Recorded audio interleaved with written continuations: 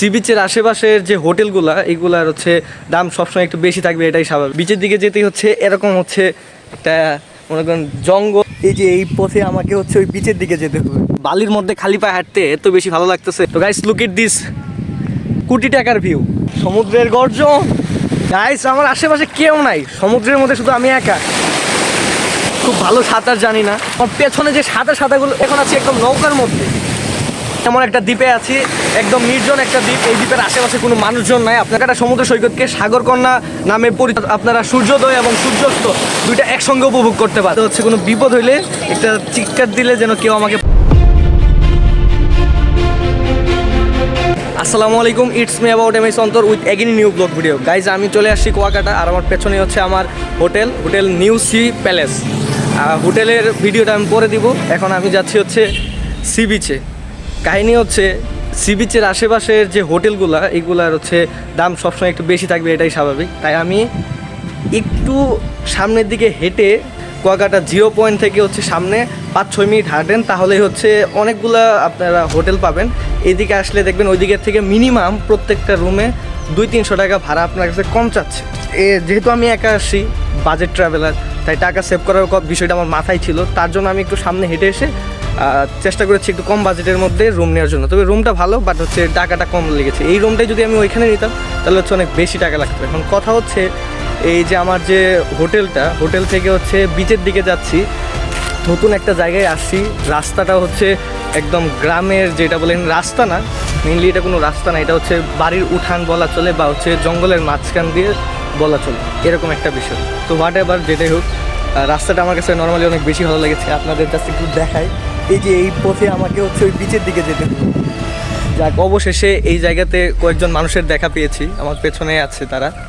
তবে মেইন যে কাহিনী সেটা হচ্ছে আমার যে হোটেল থেকে যদি আমি সন্ধ্যা বা রাতে বিচে আসতে চাই, তাহলে এই রাস্তা দিয়ে আসাটা আমার জন্য একটু ডিফিকাল্ট হবে। কজ হচ্ছে এই রাস্তাটা এত বেশি নীরব, একটা মানুষ আশেপাশে নাই, মানে অনেক একদম মানে নিস্তব্ধ হয়ে আছে সব কিছু।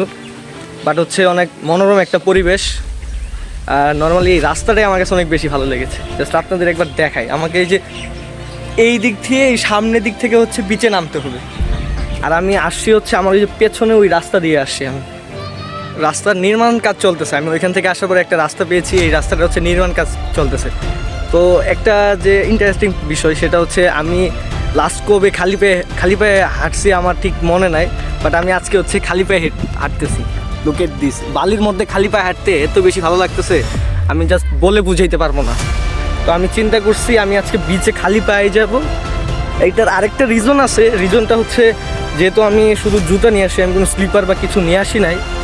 আর হচ্ছে এখন আমি যেহেতু গোসল করতে যাব, তাই আমি জুতা কোথায় রাখবো এটা হচ্ছে একটা বিষয়। আর হচ্ছে জুতা ক্যারি করার আমার কোনো ইচ্ছাই নাই, দ্যাটস ওয়াই আমি চিন্তা করছি খালি পায়ে যাব।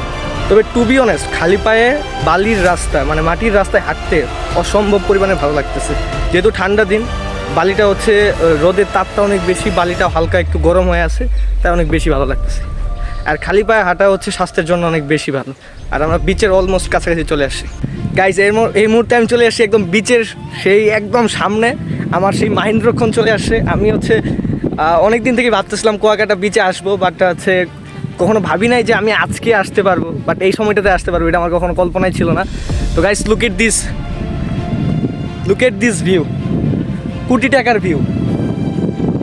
তো মেইন যে কাহিনীটা সেটা আপনাদের বলবো, যে সেটা হচ্ছে নর্মালি হচ্ছে আমি কিন্তু মেন পয়েন্টে আসি নাই।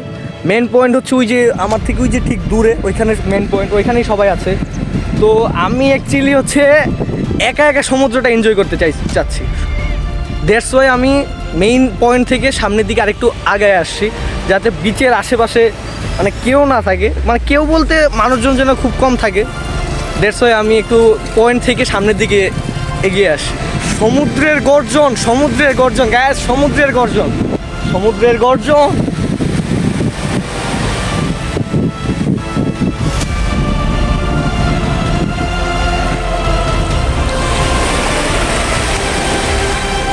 গাইস আমার আশেপাশে কেউ নাই, সমুদ্রের মধ্যে শুধু আমি একা।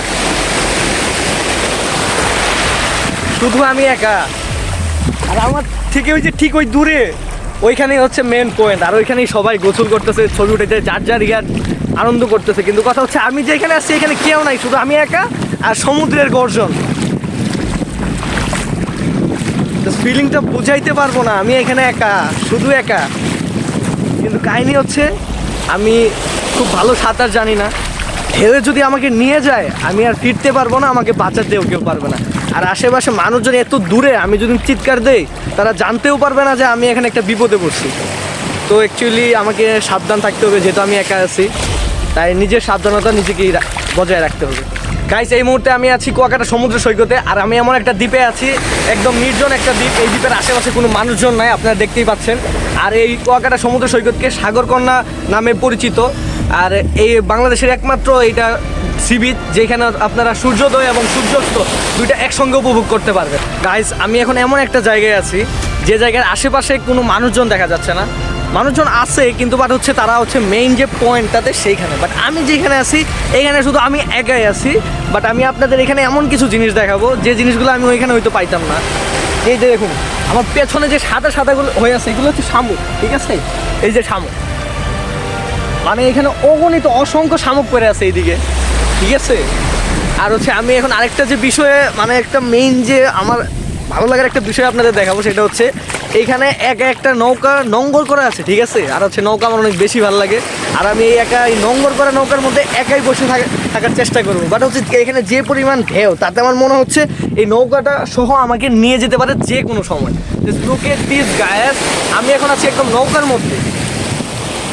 নৌকাতে কেউ নাই, শুধু আমি একাই, নৌকার মাঝিও নাই। এখন বলা চলে এই নৌকার মাঝিটা আমি, ঠিক আছে? বাট হচ্ছে আমি তো নৌকা চালাইতে পারি না ঠিকভাবে, কিন্তু কিছু করার নাই। বাই চান্স কোনোভাবে যদি নৌকাটা এখানে নোঙ্গর করা থেকে ছিঁড়ে যায় বা খুলে যায়, তাহলে আমাকে এই নৌকায় একাই থাকতে হবে। বাট আমি সেটা চাই না, এই নৌকাতে একা এই নদীতে রাইড দিতে।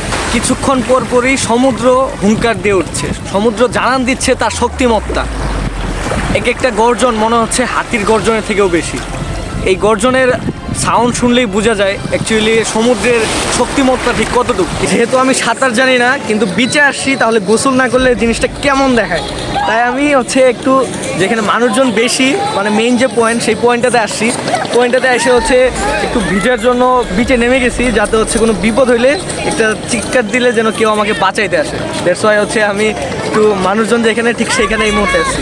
এই ভিডিওটি এই পর্যন্ত। পরবর্তী ভিডিওতে কুয়াকাটার বিভিন্ন বিষয় তুলে ধরার চেষ্টা করব। সে পর্যন্ত ভালো থাকবেন, সুস্থ থাকবেন। আল্লাহ হাফেজ।